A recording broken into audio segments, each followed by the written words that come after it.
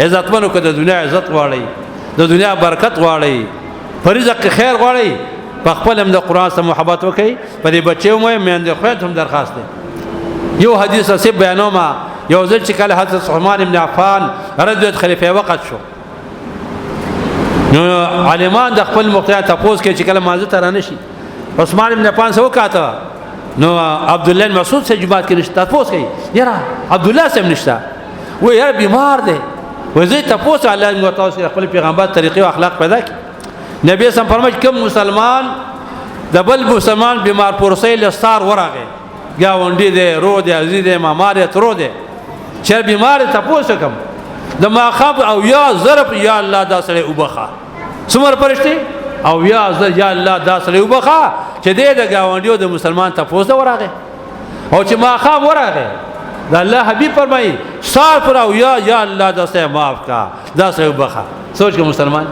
ویځي چې خپل عبد الله بن مسعود تپوس کو صحابه کرام ور سره دي نبی صلی الله علیه وروټه کېدو وسو دی نبی علیہ السلام مبارک دی کینا سچ له خبره تر کی عثمان بن عفان سے فرمایي صاحبہ څنګه تپوس راځو ماذا تشتکی تا ته څه تکلیف دی څه بیماری ده یرا پزړه درد دی پسر درد دی هغه جواب سوې اشتکی من ذنوبی ما سره خپل ګناهونو فکر دی پکټ کې پروت ما د مر حالات معلوم نه دی الله تزما ما نډیر کوتاه شوی دی شپته کاله اتیا کاله جون می تیر کړی دی د خپل ګناهونو شکایت ماته الله دې متاسا دا پیدا کی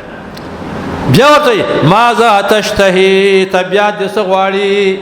څه دې راوړم صاحب بیمار ته کنه عبد الله سوي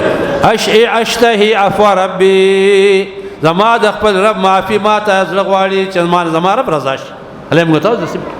زما زغوش زما ته ما الله ګناهونه معاف کړي زما په ګناهونو د رحمت قلم راکاږي بیا ورته وی چاطلب لك طبيبا یو ډاکټر راوله متعالی چې معالجه دی وکي هغه وینا زما رب بیمار کړم زه په دې راضي مله متوسه پټو تکالیفو د صبر توفیق نصیب کړي خیر بیا ورته صاحبہ ستاسو بچی ما شمان دي جنکی دي زه تعالی د بیت المال وظیفه مخر کوم چې ستاره بچو تربیت وکيږي هغه ته نه زما ضرورت نشته ولې کته مړ شو سبي وای صاحبہ ما د خپل پیغمبر محمد مصطفی وخت اوریدل دي چې کوم مسلمان نارینه او زنانا د ماخام مازن رستو د سورې واقعات تلاوت وکړو لم تصبه فاقها د کور کې بچرته کیمرا نشي زما حبیب فرمایي چې په کم کور کې کم نارینه او زنانا سورې واقع په وشتمه سپاره کې صورت ده د دې څوک تلاوت کوي د کور کې پرځه کمې نه جوار بډيري غنم بډيري هر څه بډيري موتانن په خدای په منو دا ټرته به خمیړه کې کو نه بسم الله شتا نه قران تلاوت شتا بس الکه بوجه خبر راوړه کنه تا تجربه وکي په قران کې د ماقام د سوره واقع تلاوت کوي ساده سوره یاسین سوره مزمل تلاوت کوي تاسو بل کور ته ګورئ ژوند ته ګورئ هر څه چې بخیر عالم او تاسو د قران سره محبت امینه پیدا کی د قران تعلیم د موږ تاسو کې بشک الله په ټول عالم اسلام کې عزت منو